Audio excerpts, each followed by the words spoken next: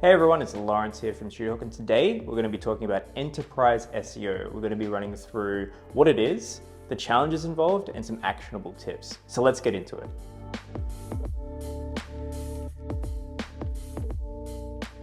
So what is enterprise SEO? Fundamentally, enterprise SEO means that you're dealing with a large-scale SEO campaign involving lots of pages and just a really extensive website project.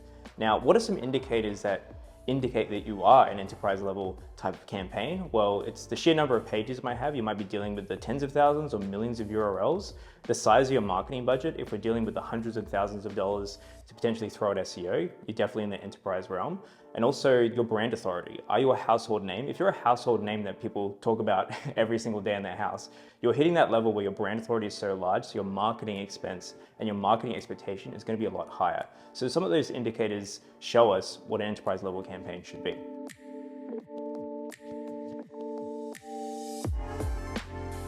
So what are some of the challenges around enterprise level SEO, and why does it require so much expertise? Well, one word to think about is actually scale. When we're dealing with enterprise level campaigns, we're dealing with millions and millions of URLs and millions of pages potentially, which requires extensive management of those segments of the website and a lot of tracking and a lot of crawling of those websites as well, which makes it quite challenging to actually dig through the heart and see fundamentally what may be wrong with the website. Which leads to my next point, technical SEO. So you're dealing with millions of pages, a million things could potentially go wrong around your technical SEO.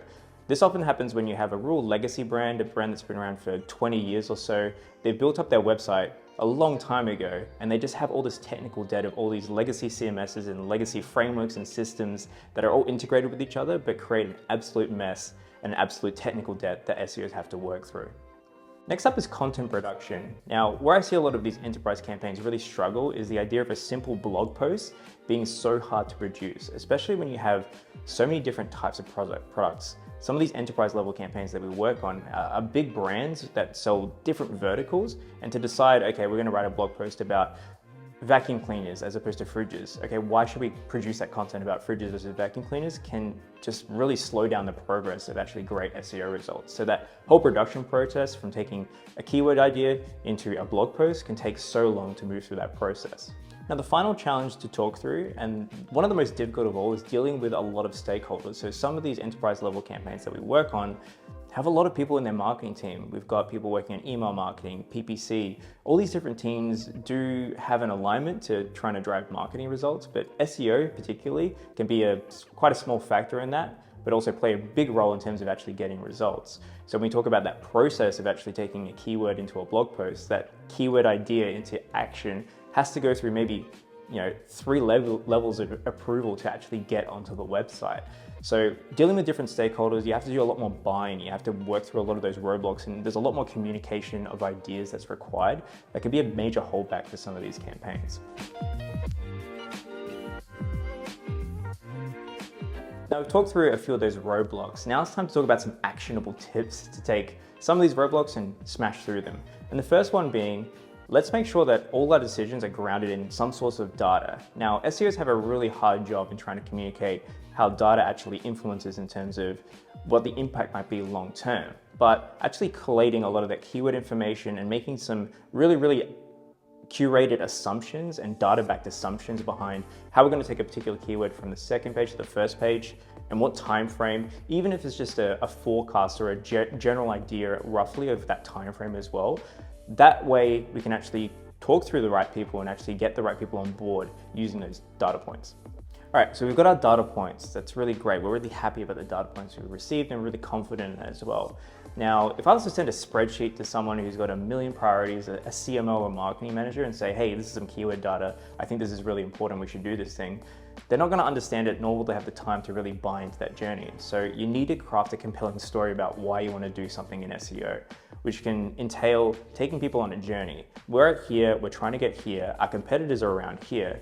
And pro tip, competitors are a great way to move the needle in these discussions as well. If other people are doing things that are great in SEO, it's a great leverage point to say, if they're doing it, we can totally do that too. And we have the strategies and the insights to how to replicate those particular strategies and implement it into our own campaign as well.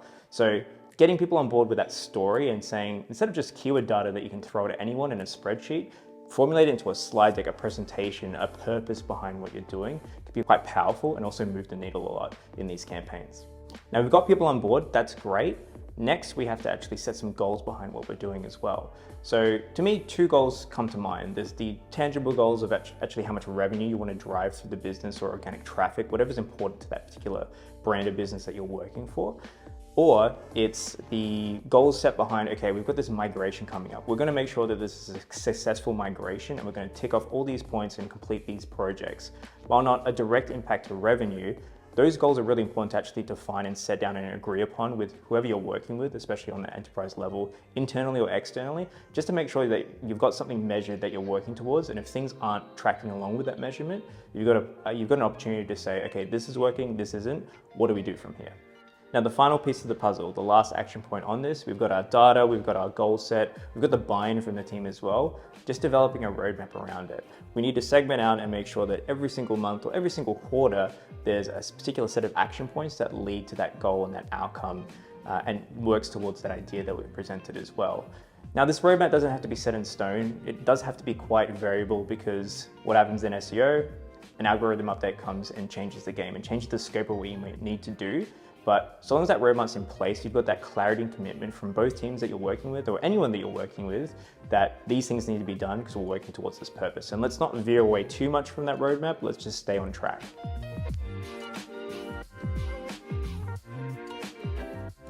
So there you have it. Those are some challenges and tips around enterprise SEO. I hope you've learned something today. And if you want to learn more about SEO and more about the challenges of SEO, please subscribe to our YouTube channel and I'll see you in the next one.